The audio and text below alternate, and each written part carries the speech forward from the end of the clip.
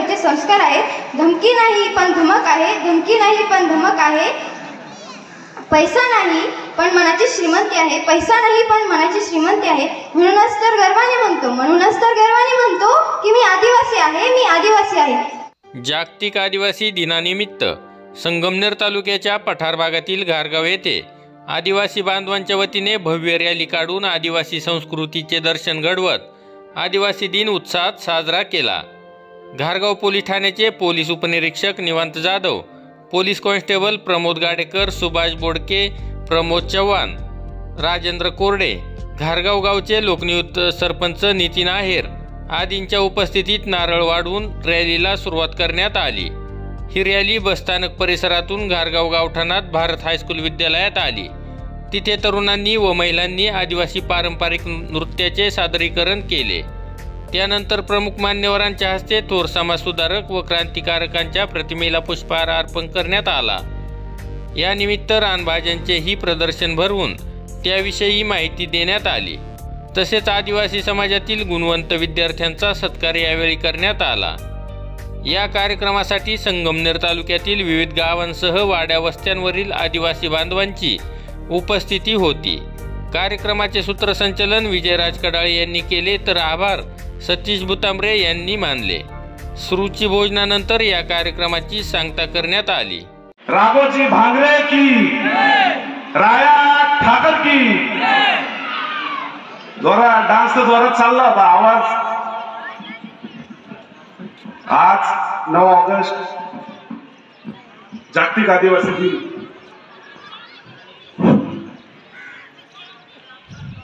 जगामध्ये हा आदिवासी दिन साजरा होतो हे आपल्याला सगळ्यांना माहितीच आहे।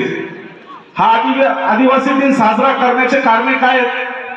तर जी आदिवासी संस्कृती आहे, जी वेशभूषा आहे, आपली भाषा आहे, ती टिकावी, त्याची जपवणूक व्हावी म्हणून हा दिवस पूर्ण जगातले जेवढे देश आहेत ना त्यांनी मिळून हा दिवस ठरवला आणि जगातले जेवढे आदिवासी आहेत त्यांची संस्कृती जपावी, ती टिकावी म्हणून हा दिवस साजरा केला जातो।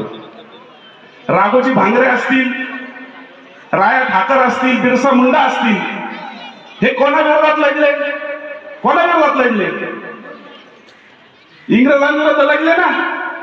सगळ्यात पहिला उठाव हा कोणी केला? इंग्रजांविरुद्ध तर आदिवासी लोकांनी केला। काय केला? तर इंग्रज आपली संस्कृती, आपल्या जमिनी, आपली जी संस्कृती म्हणजे आपला धर्म परिवर्तन करण्याचं काम हे इंग्रज करत होते। कारण आदिवासींपासून तोडून त्यांना ख्रिश्चन बनवायचं हे सगळ्यात मोठं षडयंत्र आता पण चाललेलं आहे। तुम्ही या भागामध्ये जर फिरले, लोक राघोजी भांगरेला विसरत चालले, राया ठाकरला विसरत चालले, आता हालेलुया करायला लागले।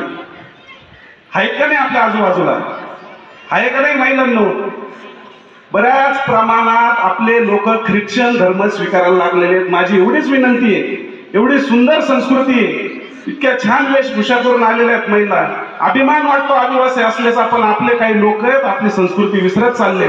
जे कोणी आपल्या आसपास ख्रिश्चन लोक झालेले असतील, आपले लोक चुकून तिकडे गेले असतील, पैशाचा आमिष असेल किंवा कुठल्याही अंधश्रद्धेचा आमिष दाखवून आपली संस्कृती नष्ट करायचं काम जे चालवलेले त्याच्यापासून सावध राहा। असे कोणी ख्रिश्चन लोक झाले असतील तर त्यांना परत आणायचं काम हे आपले, एवढं विसरू नका। आपल्या भोळ्या बाबड्यापणाचा, आपल्या अंधश्रद्धेला घालण्याचं, डोक्यात काम करण्याचं हे जे कम्युनिस्ट लोक आहेत हे बाहेरून येतात, असा होईल तसा होईल। आता भिल्ल समाजामध्ये आता आई इडवाई आहे, आपण इडवायला जातो ना, तर बऱ्या प्रमाणामध्ये भिल्ल समाजाच्या घरातून इडवाईचा फोटो बाजूला काढला आणि त्याच्यामध्ये येशूचा फोटो घालण्याचं काम काही हरामखोरांनी केलेलं आहे।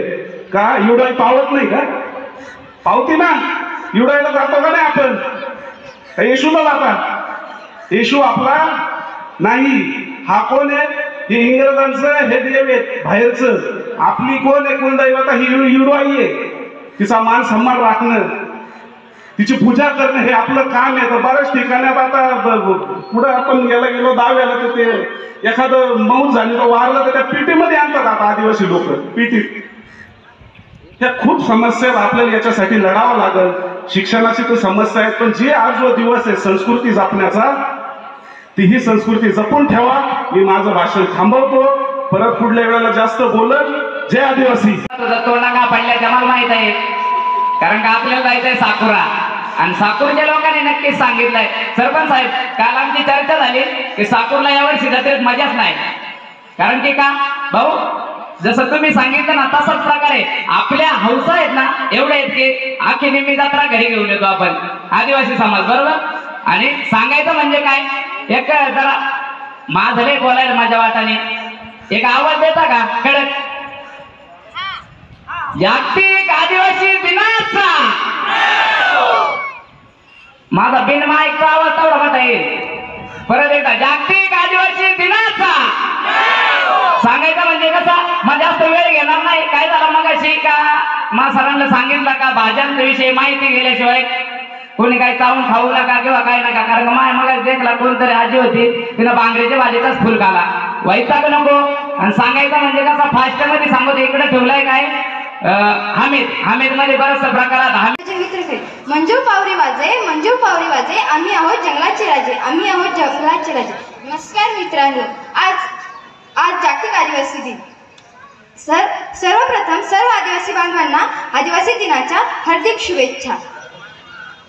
मित्रांनो, आदिवासी हा शब्द आदी म्हणजे आधीपासून आणि वासी म्हणजे वास्तव्य करणारे. आधीपासून पूर्वीपासून वास्तव्य करणारे लोक म्हणजेच आदिवासी होत. आदिवासी लोकांना निसर्गाविषयी फार आवड असते. ते निसर्गाची पूजा करतात. निसर्गातील प्रत्येक वस्तूला ते देवता मानतात. निसर्गाविषयी त्यांची निस्सीम श्रद्धा असते. जंगलातून फळे, कंदमुळे, मध, औषधी वनस्पती गोळा करणे, लाकूड कटाई करणे हे आदिवासी लोकांचे मुख्य व्यवसाय आहेत. याचा अर्थ प्राचीन काळापासून वास्तव्य करणारे असा होतो.